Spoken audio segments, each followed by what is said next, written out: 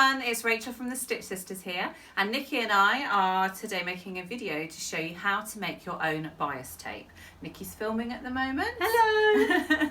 And one of the reasons why we're making this video now is because in a couple of weeks we are running a class on the Fifi pyjamas from Tilly and the Buttons, and this pattern requires you to make your own bias tape. You can see it just here around the edge. It makes the straps on the camisole, and we've actually asked for our sewers who are attending this class to actually come with their bias tape already made, so that saves us a little bit of time in the class. So we're just making a quick instructional video to show them how to do that. So inside the pattern you'll find there are two pieces to make your bias tape. There's a shorter one and then there is a longer one. Now it's very easy to make the mistake that you think that you need to cut both of these, but you don't. You just need to cut one. So this one here, it says, is 4 fabrics with a width of 115 centimetres. And this one here is fabric width of 150 centimetres. To be honest, it doesn't really matter which one you use, because as you can see, this one is just half the size of the other one. This one is on the fold. So it just depends which piece of fabric, what space you've got on your fabric in terms of where you place it. Personally, I think the shorter one is easier because it's easier just to create a smaller fold and fit that in more places than you can the long strip. So I'm going to put that one out of the way, and this is the one that I'm going to use. So what you will need is a piece of fabric. Obviously, if you're cutting a Tilly pattern, then you will have a cutting layout to follow, so you can just follow that in the pattern. So for this demonstration, I'm going to go ahead and use the smaller piece. If you were just making standard bias tape, you wouldn't have a pattern piece to use, but what you would want to do is to have a piece of fabric that's as big as you can possibly get. The reason for that is that bias tape is made on the bias of the fabric. That means the true bias, which is 45-degree angle. So on any piece of fabric, you have your selvage that is running down the edge. We're just demonstrating this with some very basic calico, but that is the selvage there, okay? That's your grain, and then running perpendicular to the selvage at right angles, that's your cross grain, and it's the diagonal line that runs between them that makes up your bias, and that is where you need to cut your fabric from. So for the purposes of this, I'm just going to fold this in half. Now this is just a very roughly cut square, it's not an accurate square. If you're making a lot of bias tape, it is worth you making sure that you have actually got a perfect square before you start.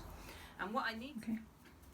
Now for the Fifi pattern, the Tilly pattern, you do need to cut a certain number of these depending on what size you're making. So the sizes are explained on here. If you're making size 1 to 6, you need to cut 3 of these on the fold.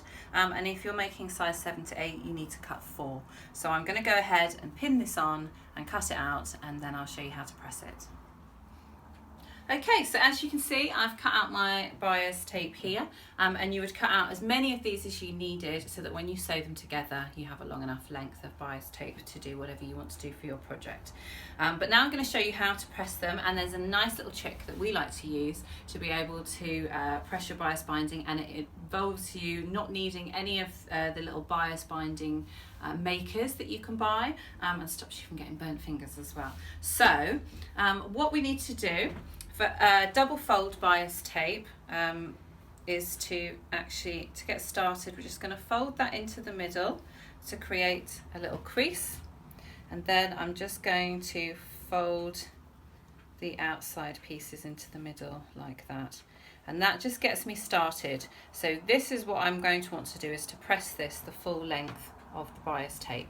So a little tip that we like to use is to grab a glass top pin. These are glass top, which means that they're heat resistant, and you can use your ironing board to create the shape that you need to make your bias binding. So what you need to do is place your binding tape on the ironing board, and you want to just take a little prick of the ironing board cover